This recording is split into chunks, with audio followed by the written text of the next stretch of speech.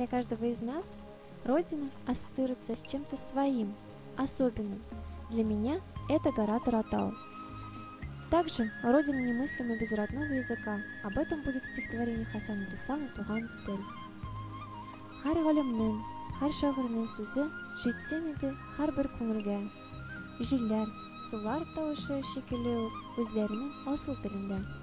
Атом көче радио заманында күрсәм иде шуны мин тагын. Ярдәмләшеп телләр бер-берсендә тапса фәкать кардәш, туганның.